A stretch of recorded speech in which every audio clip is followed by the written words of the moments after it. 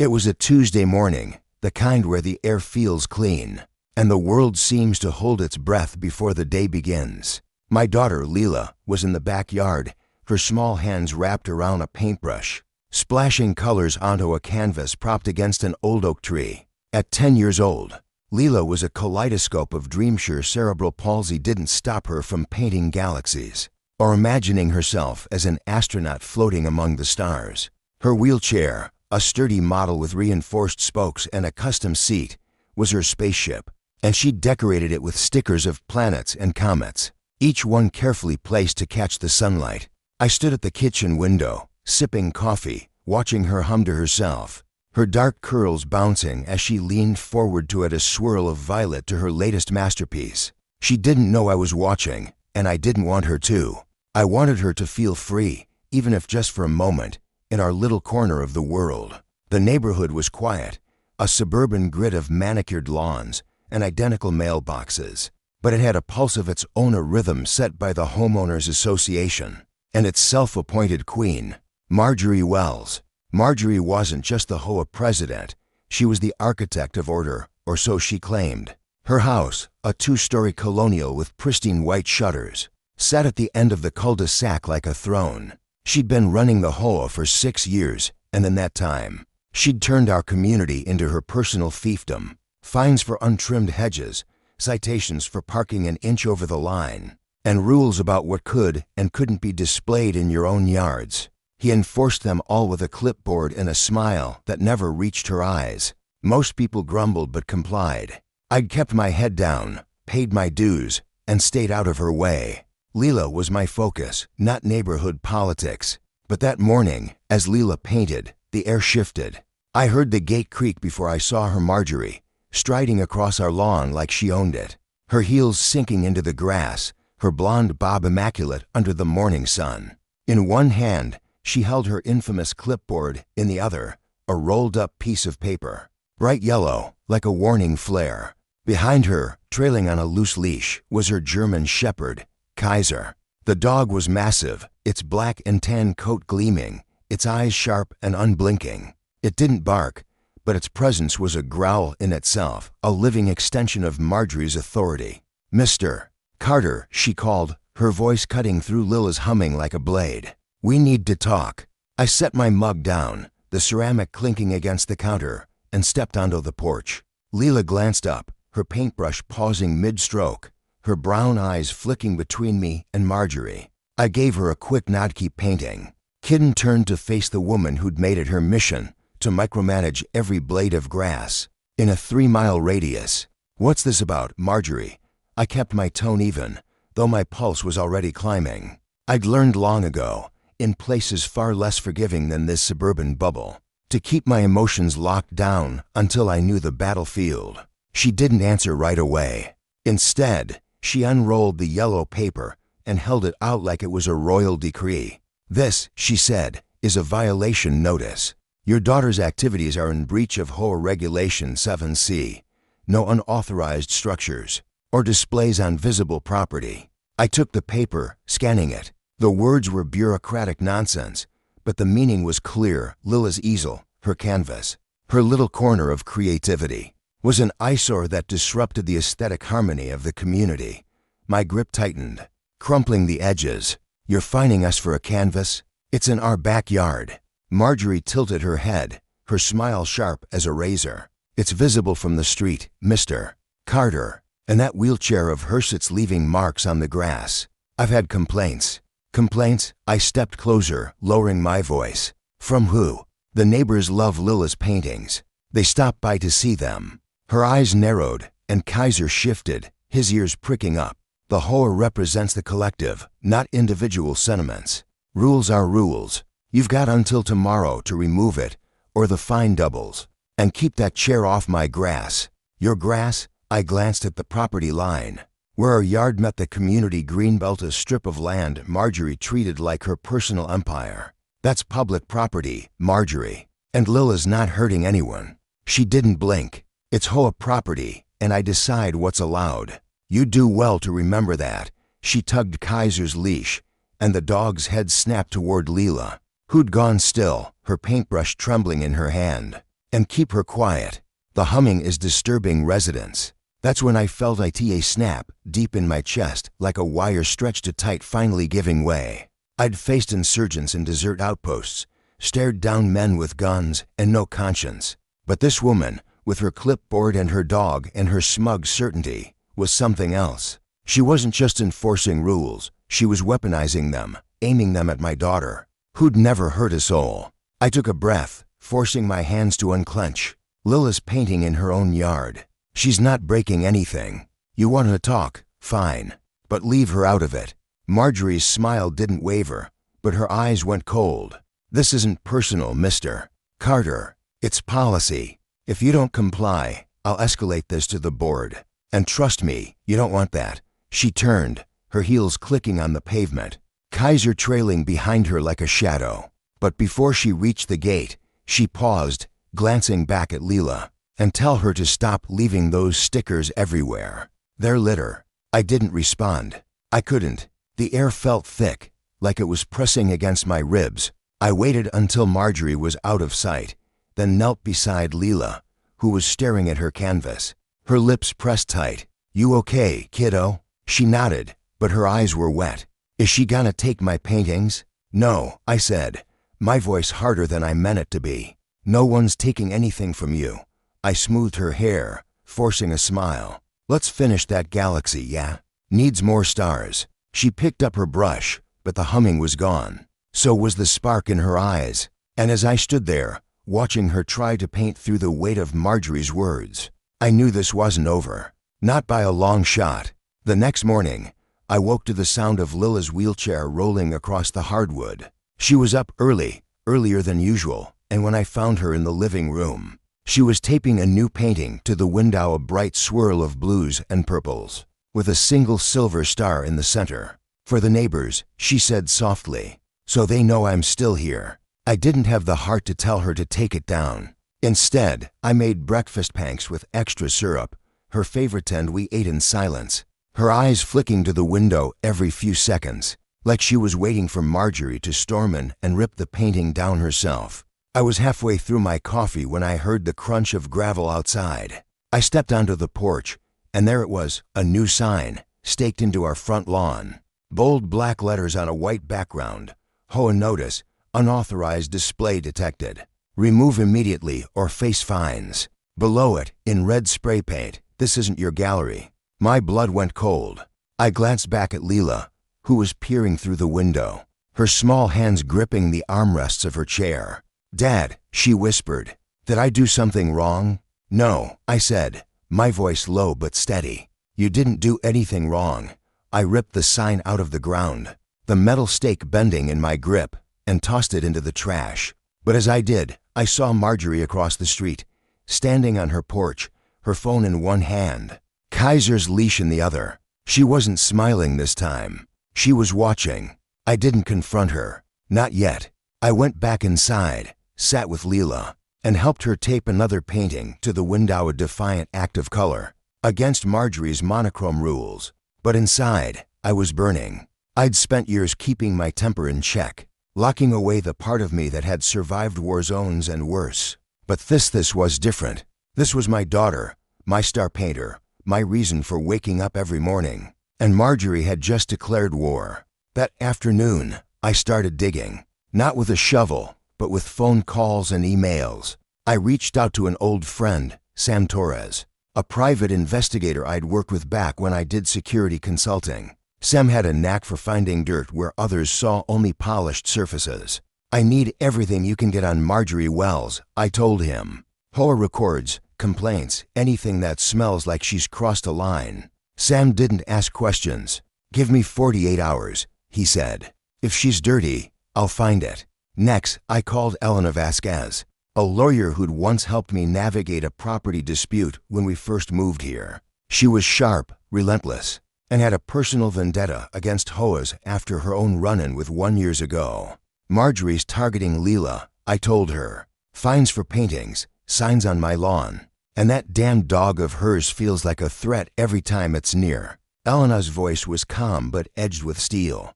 Get me evidence, Jake. Photos, witnesses, anything. If she's abusing her position, We'll bury her in court. I spent the rest of the day talking to neighbors, quietly, door to door. Most were hesitant, their voices low, like they were afraid Marjorie's cameras could hear through their walls. But a few opened up. Mrs. Patel, the houses down, showed me a stack of fines for her son's basketball hoop. She said it was unsightly. Mrs. Patel whispered, "But it's in our driveway." Mr. Nguyen, across the street, admitted Marjorie had once threatened to have his car towed for parking too close to her mailbox. "I didn't fight it," he said. "She's got the whole board in her pocket." By evening, I had a list, 8 neighbors with stories of fines, threats, or intimidation. None had fought back. None had dared. But they were listening now, and that was a start. The next morning, it got worse. I woke to find Lila's easel overturned in the backyard, her canvas torn.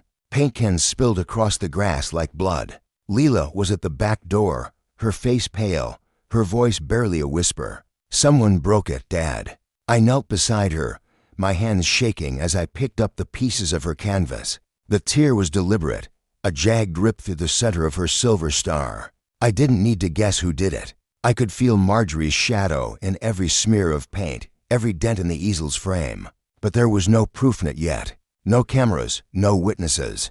Just a broken canvas and a little girl trying not to cry. I carried Lila back inside, set her up with a new canvas, and promised her we'd fix this. But as I cleaned up the mess in the yard, I saw Kaiser's paw prints in the dirt, deep and deliberate, leading straight to Marjorie's gate. That's when I knew this wasn't just about rules anymore. This was personal. Marjorie wasn't just enforcing police, she was hunting my daughter. I didn't sleep that night. I sat at the kitchen table, staring at the photos I'd taken of the ruined easel, the paw prints, the yellow violation notice. My phone buzzed at 2:17 a.m. Sam, with the first batch of dirt. "Marjorie's been skimming HOA funds," he said. "Small amounts, nothing obvious, but it adds up. She's also got a history of complaints, dozens, buried by the board. And Jake, that dog of hers, it's not just a pet. She's got it trained for property enforcement. I'm sending you the files." The files arrived minutes later. Bank statements, emails, even a training log for Kaiser. Detailing commands like guard and engage. My stomach turned. This wasn't a dog, it was a weapon on a leash. And Marjorie was pointing it at us. By dawn, I had a plan. I wasn't going to wait for her next move. I wasn't going to let Lila's stars be erased. I drove to the hardware store, bought a cheap security camera, and installed it in the backyard, hidden in the oak tree's branches. If Marjorie came back, I'd have her on tape. Then I called a meeting at an HOA meeting, but a real one, in my garage, no permits, no clipboard. I invited every neighbor who'd shared his story, every person who'd felt Marjorie's boot on their neck. 10 showed up, nervous but there, clutching coffee mugs and old finds like battle scars. "We're not breaking laws," I told them, my voice low but firm. "We're breaking silence. Marjorie's not just a bully, she's a predator, and she's targeting our kids, our homes, our lives. We stop her together, or she keeps winning." Mrs. Patel spoke first, her voice trembling. "She fined me $500 for my son's hoop. He doesn't even play anymore. He's too scared." Mr. Nguyen nodded. "She threatened to report my wife to immigration over a garden gnome." "A gnome, Jake." One by one, they spoke, their voices growing louder, angrier. By the end, we weren't just neighbors who were a unit, a resistance. I handed out copies of Sam's files, enough to show the board wasn't just complicit but corrupt. "The next HOA meeting is in 3 days, I said. "We go unarmed with this. We don't ask for change. We demand it." As they left, I felt the weight of what we were starting. This wasn't just about Lila's paintings or my lawn. It was about every kid who'd been scared to play, every family who'd paid a fine they couldn't afford, every voice Marjorie had silenced. I looked at Lila, asleep in her room, her wheelchair parked by the bed, stickers glowing faintly in the dark. I'd fought wars before, but this one was personal. The morning of the HOA meeting, I woke to a new violation notice taped to my door. Non-compliant equipment detected. Motorized wheelchair unregistered. $300 fine. I stared at the words, my vision narrowing. Marjorie wasn't just coming for Lila's art. She was coming for her freedom, her lifeline, her stars. I tore the notice down, folded it into my pocket, and made a promise. By the end of this, Marjorie would regret ever stepping onto my lawn. The HOA meeting was set for 6 p.m. in the community center, a squat brick building with fluorescent lights and folding chairs that smelled faintly of mildew. I arrived at 5:30, not to be polite, but to read the room. I needed to know who was still under Marjorie's spell and who was ready to break free. By 5:45, the place was packed, rows of chairs filled, neighbors standing shoulder to shoulder along the walls, their whispers buzzing like static before a storm. I stood near the back, my folder of evidence tucked under my arm, Lila's latest painting a defiant burst of comets and nebulae folded carefully in my pocket. It wasn't just evidence, it was a reminder of why I was here. Lila was at home with Mrs. Patel's daughter, Priya, who'd volunteered to watch her. I didn't want her near this. Not yet. Not until I knew we could keep her safe. My phone buzzed. Sam, my investigator friend, with a last-minute update, found more emails between Marjorie and a board member about targeted enforcement. She's been singling out specific families. Yours is at the top. Sending now. I opened the files, my jaw tightening as I read. Marjorie hadn't just fined us for Lila's easel or wheelchair. She'd marked us as non-compliant residents in a private log, with notes about disruptive behavior and potential relocation. Relocation. The word hit like a punch. She wasn't just trying to control us, she was trying to erase us. At 6 o'clock sharp, Marjorie walked in, Kaiser at her side, his leash dangling loosely like a taunt. She wore a tailored green blazer, her blonde bob gleaming under the lights, her clipboard clutched like a scepter. To board members flanked Hergery, a nervous accountant who always nodded at her every word, and Linda, a realtor with a smile as fake as her tan. The room went quiet, but it wasn't the silence of respect. It was the silence of a crowd waiting for the first spark. Marjorie tapped her gavel, the sound sharp and final. "Let's begin," she said, her voice smooth as glass. First item, resident compliance issues. We've had several violations recently, including unauthorized displays and unregistered equipment. Her eyes flicked to me, just for a second, but it was enough. She knew I was here, and she was ready for a fight. I stepped forward, my boots loud against the linoleum. "I'm not here to discuss violations, Marjorie. I'm here to talk about you." A murmur rippled through the room. Marjorie's smile tightened, but she didn't flinch. "Mr. Carter, this isn't a debate club. If you have a grievance, file it through proper channels." "I did," I said, holding up the folder, "and I found something interesting in your proper channels. Like how you've been skimming HOA dues for personal expenses, or how you've got a training log for that dog of yours, teaching it to engage on command, or how you've been targeting Families Me family for months, calling us non-compliant because my daughter paints and uses a wheelchair." The room erupted. Neighbors leaned forward, voices rising, some shouting questions, others muttering in disbelief. Marjorie raised a hand, her voice cutting through the noise. "That's absurd. You're making baseless accusations, and I won't tolerate this kind of disruption." "Security." "No," I said, louder now, stepping into the center of the room. "You don't get to shut this down. Not this time." I opened the folder, holding up the first page, a bank statement showing the $300 funneled from HOA funds to an account linked to Marjorie's name. "This is your signature, isn't it? Approving maintenance fees that went straight to your personal contractor." And this I flipped to the training log. A grainy photo of Kaiser standing over a shredded mannequin in a wheelchair. "This is your dog, trained to attack anything that looks like my daughter's chair." Gasps filled the room. Mrs.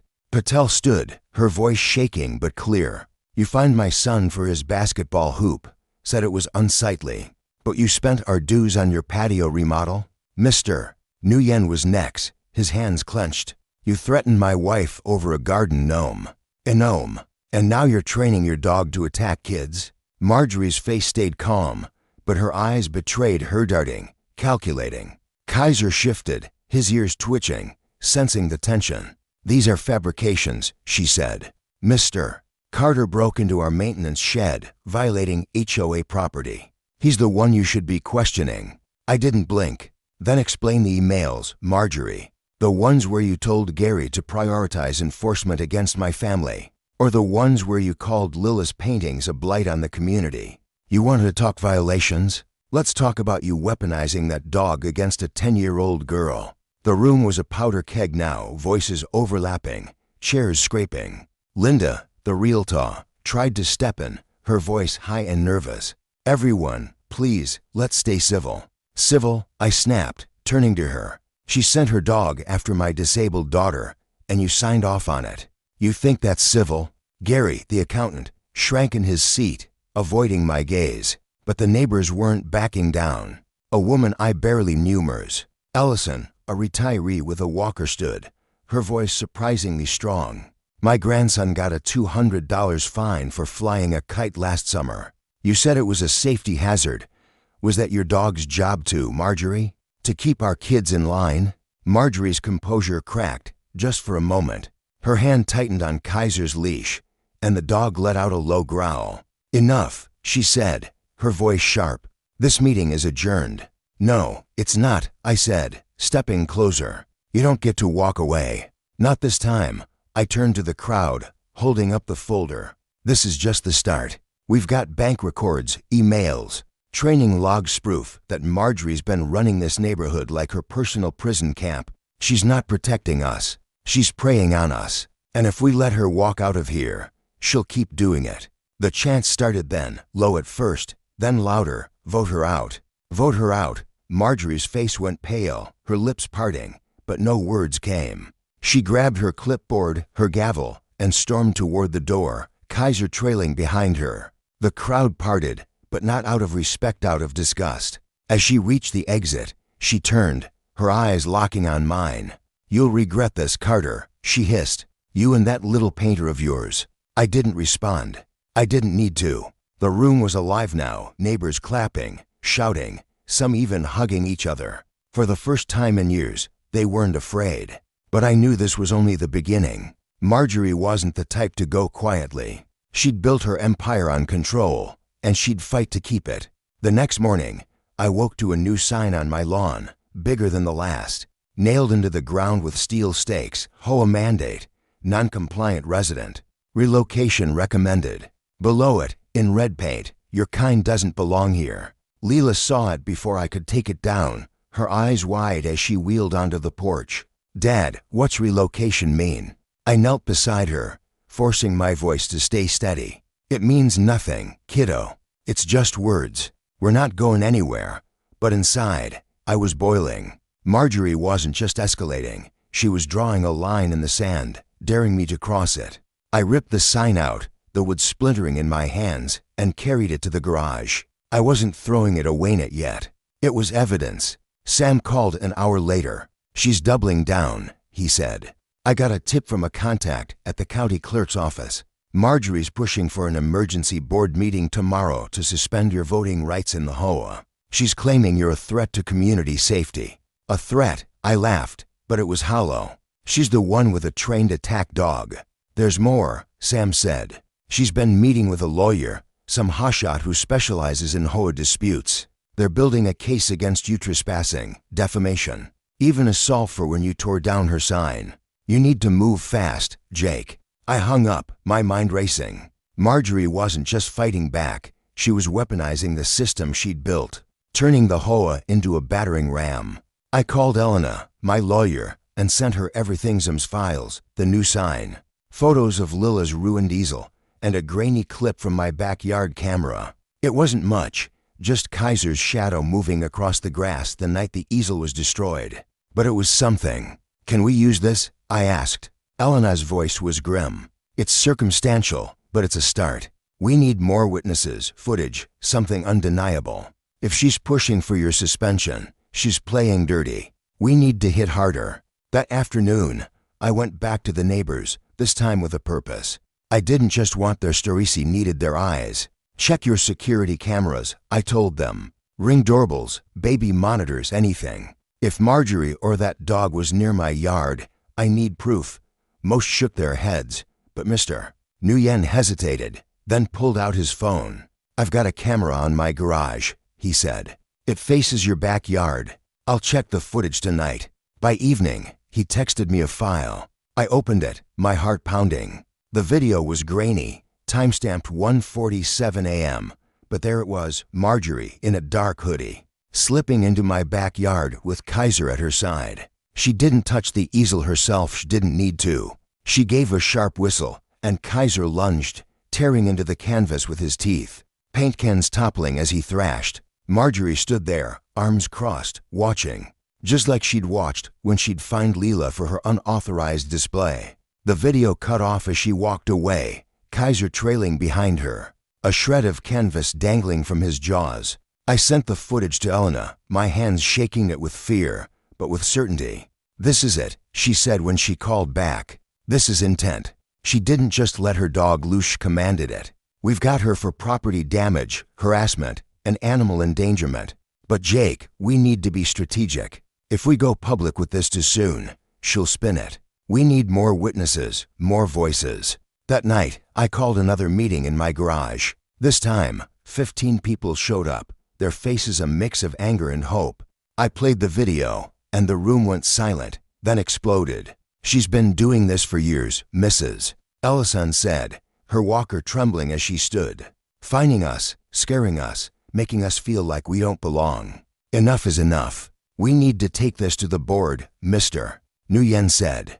Force a vote to remove her. Not just her, I added. The whole board. Gary and Linda, they've been signing off on her schemes for years. We clean house, or this starts all over again. We spent hours planning, dividing tasks. Mrs. Patel would rally more neighbors, Mr. Nguyen would dig through his camera archives for more footage, and I'd work with Elena to draft a formal complaint to the county, accusing Marjorie of embezzlement, harassment, and abuse of power. By midnight, we weren't just a group of angry neighbors who were a movement. The next morning, I woke to a new violation notice taped to my door, emergency suspension of voting rights, hearing scheduled for tomorrow. Marjorie wasn't slowing down, she was accelerating, trying to silence me before I could strike. But she didn't know about the video, the neighbors, or the fire she'd lit. She thought she was untouchable. She was wrong.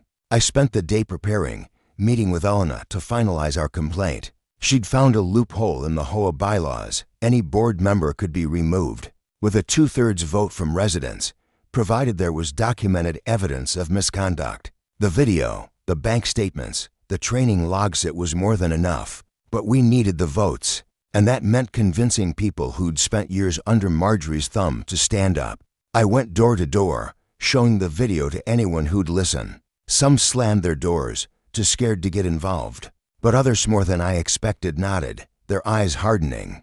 "I'm in," said a young father named Carlos, who'd been fined for his daughter's lemonade stand. "She can't keep doing this." By evening, we had 27 signatures on a petition to remove Marjorie and her board. It wasn't enough for a 2/3 majority, but it was close. I called Sam again, asking for one last favor. "Anything else on Marjorie? Anything personal, anything we can use to shake her?" He called back an hour later. "She's got a history, Jake. Back in her old neighborhood, she was sued for similar stuff, harassment, misuse of HOA funds. The case settled out of court, but I've got the plaintiff's contact info. She's willing to talk." I called the woman, Diane, who lived 2 counties over. Her voice was tired but resolute. "Marjorie ran our hole like a dictator," she said. "Fined people for nothing, used her dog to intimidate kids. We fought her in court, but she had a good lawyer. Be careful she doesn't stop."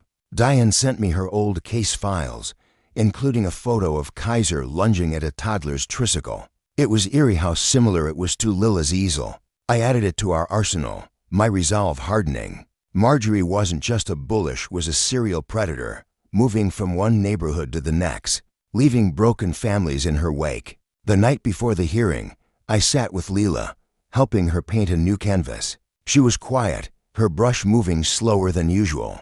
"Are we gonna have to move?" she asked, her voice small. I took her hand, careful not to smudge the paint. "No, kiddo. This is our home, and we're gonna make sure it stays safe for you and your stars." She smiled, but it was fragile like glass. I stayed up long after she went to bed, going over the plan, the evidence, the votes. Marjorie had built her empire on fear, but fear only works when people stay silent. Tomorrow, we'd break that silence for good. The hearing was held in the same community center, but this time, it felt like a battlefield. Neighbors packed the room, some holding copies of our petition, others clutching old fines like weapons. Marjorie sat at the front, flanked by Gary and Linda. Her lawyer at her city, a slick man in a gray suit who looked like he charged by the syllable. Kaiser was there too, lying at her feet. His eyes locked on me like he'd been trained to remember my face. The board called the meeting to order, but I didn't wait for their permission. I stood, holding up the petition. Before we discuss my suspension, I said, my voice carrying, I'm submitting a motion to remove Marjorie Wells and her board for misconduct, embezzlement, and endangering residents. Marjorie's lawyer stood, but I didn't give him a chance. I held up the video still of Kaiser tearing into Lila's easel. This is your president, commanding her dog to destroy a child's property. This is her using HOA funds for personal gain. And this, I tossed the training log onto the table, is her turning that animal into a weapon against my daughter. The room exploded again, louder this time. Marjorie's lawyer tried to shout over the noise, but the neighbors weren't having it. Mrs. Patel stood, holding up her own evidencia stack of fines dating back 3 years. You've been bleeding us dry, Marjorie. This stops now. Carlos, the young father, was next. You fined my daughter for a lemonade stand. A lemonade stand. What kind of person does that? One by one, they stood, their voices rising, their fear melting into fury. Marjorie's face was a mask now, her hands gripping her clipboard so hard her knuckles were white. This is a witch hunt, she said, her voice shaking.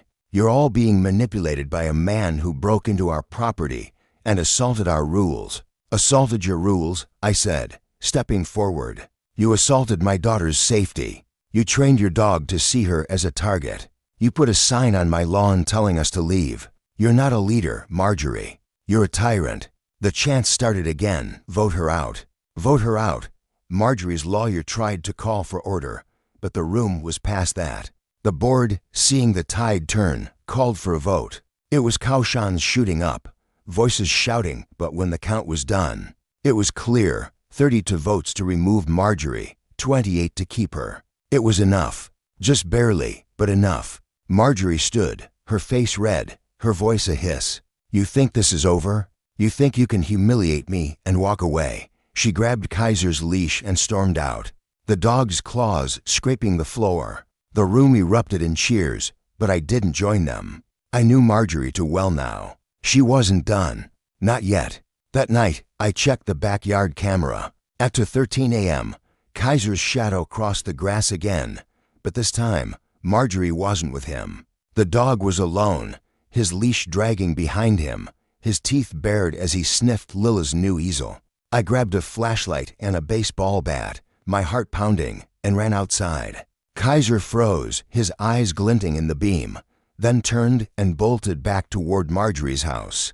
I didn't follow. Instead, I called animal control, sending them the footage. By morning, they'd taken Kaiser into custody, citing unrestrained dangerous behavior. Marjorie didn't show her face, but I knew she was watching. I could feel her anger, her desperation, like a storm gathering just out of sight. Elena called me at noon. We've got enough for a civil suit, she said. Harassment, property damage, emotional distress. But Jake, if you want to go further criminal charges, you'll need more. Something that ties her directly to an attack, not just her dog. I'm working on it, I said, my eyes on Lila, who was painting again, her brush moving faster now, like she was reclaiming her stars. She's not getting away with this. The neighbors kept coming, bringing more stories, more footage. A teenager down the street had a video of Kaiser chasing him off his skateboard last summer. An elderly couple found a fine for excessive noise from their grandson's birthday party. Piece by piece, we were building a case, not just against Marjorie, but against the system she'd weaponized. But I knew it wasn't enough yet. Marjorie was cunning, and she had resourced your lawyer, her connections, her ability to twist the truth. We needed something undeniable, something that would break her for good. The courtroom was smaller than I'd imagined. A cramped room with peeling paint and a judge's bench that looked like it had seen better days. The air smelled of old coffee and dust, and the fluorescent lights buzzed faintly. casting a sterile glow over the rows of chairs. It wasn't a place for grand heroics, but it was where Marjorie Wells would face the consequences of her actions, or so I hoped. Today wasn't just about a fine or a reprimand. It was about justice for Lila, for the neighbors, for every person Marjorie had bullied into silence. I sat in the front row, my hands clasped tight, the folder of evidence, bank statements, training logs, videos, and neighbor testimony essering on my lap like a loaded weapon. Lila was at home with Mrs. Patel, safe for now, but her absence felt heavy. This fight was for her stars, for the right to paint without fear. Marjorie sat across the aisle, her posture rigid, her green blazer replaced by a charcoal suit that screamed money. Her lawyer, a man named Victor Crane, had a reputation for shredding cases like ours. He sat beside her, flipping through notes, his pen tapping like a metronome. Kaiser wasn't there. Animal control had him in a secure facility, pending evaluation, but I could still feel his shadow, the way his eyes had locked on Lila's easel. On her, Marjorie's face was a mask of calm, but her hands betrayed her, twisting a silver ring on her finger over and over. She knew the stakes. So did I. Elena, my lawyer, stood beside me, her briefcase open, her voice low as she reviewed our strategy. We've got the video, the financial records, the training logs, and 12 witness statements. She said, "It's strong, Jake, but Crane's going to try to spin this as a personal vendetta. He'll paint you as unstable, a troublemaker. Don't let him bait you." I nodded, my jaw tight. I'm not here to lose my temper. I'm here to end this. The judge, a woman in her 60s, with gray hair pulled into a tight bun, entered and called the room to order. Her name was Judge Hargrove, and her no-nonsense demeanor was clear from the way she scanned the room, her eyes lingering on Marjorie's polished exterior. "This is a civil suit brought by Mr. Jacob Carter against Ms. Marjorie Wells, alleging harassment, property damage, emotional distress, and abuse of power as president of the Willow Creek Homeowners Association," she said. Her voice clipped. "Let's keep this orderly. Ms. Vasquez, you may begin." Elena stood, her presence commanding despite her small frame. "Your Honor, we are here to prove that Marjorie Wells used her position as HOA president to systematically intimidate and harm residents, particularly targeting Mr. Carter's daughter, Lila, a 10-year-old girl with cerebral palsy. We will show evidence of embezzlement, animal endangerment, and deliberate harassment, culminating in an attack on Lila's property orchestrated by Ms. Wells and her trained German shepherd, Kaiser." Crane stood immediately, his voice smooth as oil. "Objection, Your Honor. The plaintiff is attempting to inflame the court with emotional rhetoric. There's no evidence of an attack on a child, only property disputes within HOA jurisdiction." "Overruled," Judge Hargrove said, her eyes narrowing. "But Ms. Vasquez, stick to the evidence. Save the drama for closing arguments." Elena nodded, unfazed, and began laying out our case. She started with the bank statements, projecting them onto a screen for the court to see. "These records show $4,700 in HOA funds diverted to Ms. Wells' personal contractor for home improvements by the board or residents. This is theft, plain and simple." Marjorie's face didn't change, but Crane leaned forward, scribbling notes. Elena moved to the training logs, displaying the photo of Kaiser standing over a shredded wheelchair mannequin. "Ms. Wells trained her dog to target mobility devices, knowing full well that Lila Carter, a disabled child, relies on a wheelchair. This wasn't negligence, it was intentional." The courtroom murmured, and I felt eyes on me, some sympathetic, others skeptical. Elena didn't pause. She played Mr. Nguyen's video, the grainy footage of Marjorie commanding Kaiser to destroy Lila's easel at 1:47 a.m. The sound of canvas ripping filled the room, followed by Marjorie's sharp whistle, calling the dog back. The judge's face hardened, her pen pausing over her notes. Finally, Elena said, "We have testimonies from 12 residents, detailing years of harassment, fines for minor infractions, threats of eviction, and intimidation by Ms. Wells' dog. This isn't about HOA rules. This is about a woman who turned a community into her personal dictatorship." Crane stood, his smile practiced. "Your Honor, this is a gross misrepresentation. My client was enforcing bylaws designed to maintain property values and community standards. Mr. Carter, a former military man with a documented history of confrontational behavior, escalated a simple dispute into a personal crusade. The video, edited. The financial records, misinterpreted. And the dog, a loyal pet reacting to trespassers on HOA property. I felt my hands clench, but I stayed still, Elena's warning echoing in my head. Crane called Marjorie to the stand, and she walked with the confidence of someone who'd never faced consequences. Her voice was steady, almost sweet. I've served Willow Creek for 6 years, ensuring our neighborhood remains a desirable place to live. Mr. Carter's daughter was repeatedly in violation of bylaw. Her easel blocked sightlines. Her wheelchair damaged communal grass. I followed protocol. As for Kaiser, he's a trained guard dog, protecting our community from vandalism, which Mr. Carter himself committed by breaking into our maintenance shed. Crane nodded, handing her a stack of papers. These are HOA records showing Mr. Carter's violations: trespassing, destruction of property, and inciting unrest. He's the aggressor here, Your Honor. I leaned toward Elena, whispering, "She's lying about the shed. I bypassed a lock, but I didn't break anything."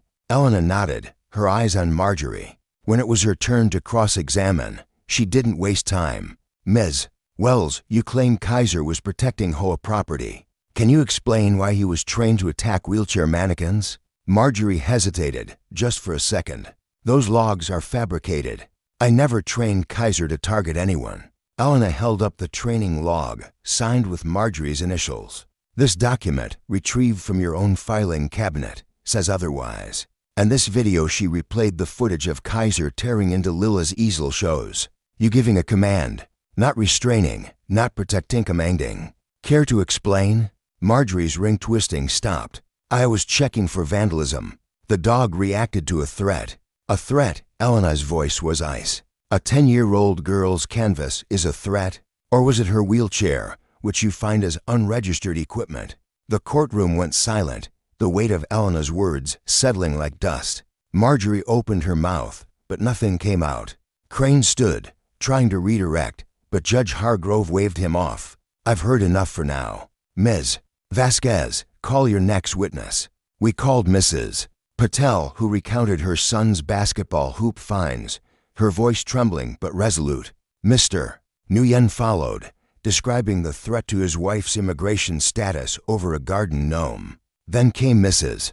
Ellison, leaning on her walker, her eyes blazing. "Marjorie fined my grandson for flying a kite." "A kite?" She said it was a visual obstruction. "That woman doesn't care about our community, she cares about control." The testimonies piled up, each one a crack in Marjorie's facade. But the real turning point came when we called Diane, the woman from Marjorie's old neighborhood. She walked to the stand, her hands steady, her voice clear. "Marjorie did the same thing in our community: fines, threats, using her dog to scare children. We sued her, and she settled, but only after she'd driven 3 families out. She's not a leader. She's a bully." Crane tried to discredit Diane, calling her a disgruntled former resident, but the judge wasn't buying it. She leaned forward, her eyes locked on Marjorie. "Ms.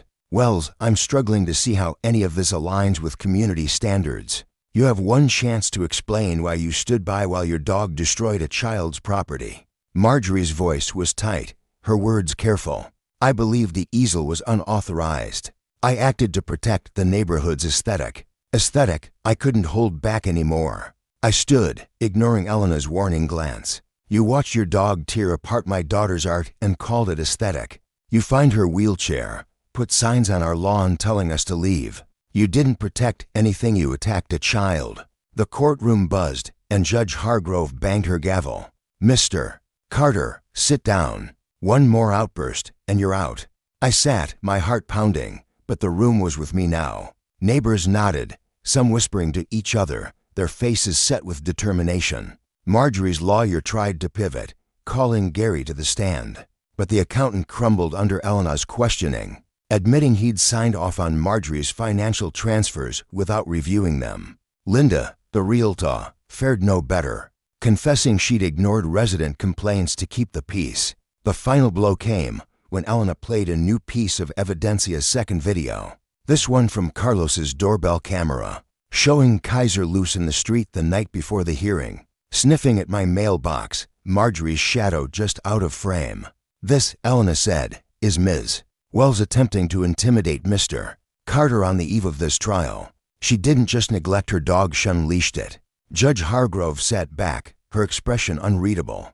We'll recess for 1 hour. I need to review this evidence. The wait was agony. I stepped outside, breathing in the cool air, my mind replaying every moment. Lila's torn canvas, the sign on our lawn, Marjorie's smug smile. Elena joined me, her face calm but her eyes fierce. We've got her, Jake. The judge sees it.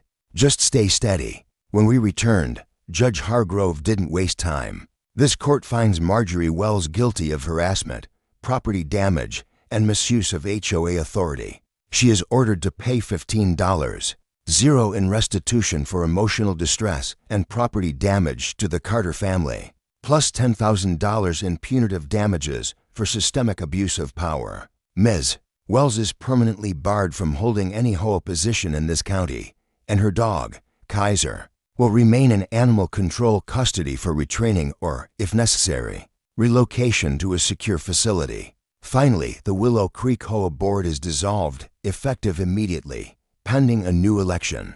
The room erupted, neighbors cheering, some hugging, others crying. Marjorie stood, her face pale, her lawyer whispering furiously in her ear. She turned to me, her eyes burning. You think you've won? You think this changes anything? I met her gaze, my voice low but steady. It changes everything. You're done, Marjorie. And Lila's stars? They're brighter than ever. She stormed out, Crane trailing behind her, and the neighbors clapped, their voices a chorus of relief and defiance. But I didn't join them. I was already thinking of Lila, of getting home, of telling her it was over. The weeks that followed were quiet, but not the kind of quiet that feels like surrender. It was the quiet of a neighborhood waking up. The new HOA board was elected. Ms. Patel as president, Mr. Nguyen as treasurer, and a handful of others who'd stood with us. They tore up Marjorie's bylaws, rewrote the pet regulations, and refunded every unjust fine she'd issued. The community center got a new coat of paint, and anybody knew WA planted a garden of star-shaped flowers, where Marjorie's old signs used to stand. Lila started painting again, her canvases bigger now, bolder. She'd roll out to the backyard every morning, her wheelchair leaving faint tracks in the grass, and create galaxies that seemed to glow even in daylight. The neighbors stopped by, not to complain, but to admire. Kids started leaving their own drawings on our porch: rockets, planets, comets, taped to little notes that said, for Lila. She'd read them, her smile growing, and tape them to her bedroom wall, a constellation of kindness. But the scars remained. Lila still flinched when a dog barked too close, her eyes scanning the street like she was waiting for Marjorie's shadow to reappear. I checked the backyard camera every night, just in case. Marjorie was gonna moved out, some said, to another county, another neighborhood to terrorize a bit. Her presence lingered, like a bruise that hadn't fully healed. One morning, I found Lila outside, not painting, but sitting by the oak tree, her hands folded in her lap. Dad, she said, her voice soft, do you think she's sorry? I knelt beside her, the grass cool under my knees. I don't know, kiddo. Some people don't know how to be sorry. But it doesn't matter. You're safe now, and that's what counts. She nodded, her eyes on the horizon, where the sun was painting the sky in shades of pink and gold. Can we put a star up there? She pointed to the tree, where her old easel used to stand. I smiled. Yeah, we can do that. We spent the afternoon building a wooden star, painting it silver, and hanging it from the highest branch we could reach. It caught the light, spinning gently in the breeze, a quiet reminder that we'd fought and won. That evening, the neighbors came over. Ms. Patel with her son, Mr. Nguyen with his wife, Carlos with his daughter, even Mrs. Ellison leaning on her walker. They brought food, laughter, and stories, and for the first time in years, the street felt like a home, not a battlefield. The new HOA board dedicated the community garden to Lila, calling it Starlight Park. They installed a small plaque for the children who teach us courage, and the families who fight for them. Lila read it, her fingers tracing the words, and said, "I want to be a painter, Dad, but also maybe a lawyer like Ms. Elena, so I can help people like us." I laughed, pulling her close. "You can be anything, kiddo. You're already a star." Months later, I stood on the porch, watching Lila paint with 2 other kids, their brushes splashing colors across a shared canvas.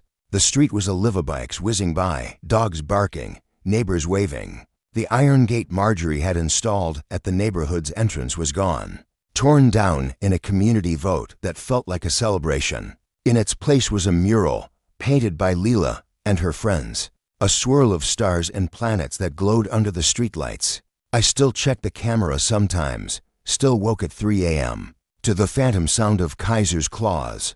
But every morning, I'd see Lila starch in her wheelchair, on her canvases, in her ice, and know we'd done more than survive. We'd rebuilt. Marjorie had tried to break us, to erase Lila's light, but she'd underestimated us. She thought fear was enough to keep us quiet, but fear only works until someone says no more. This wasn't just about one woman, one dog, one HOA. It was about what happens when you stop looking away, when you stand up for the vulnerable, when you fight for what's right. Marjorie was gone, but her lesson remained. Cruelty thrives in silence, but courage can burn brighter than any star. If you're reading this, I want you to know something. You don't need a courtroom or a folder of evidence to make a difference. You just need to see the kids like Lila, the ones painting stars despite the world's weight, and decide they're worth fighting for. If you've ever watched someone wield power like a weapon, if you've ever felt that snap inside you, that moment of no more, don't let it pass. Speak, act, stand up, because the next time a Marjorie tries to dim someone's light, it's your voice that can stop her.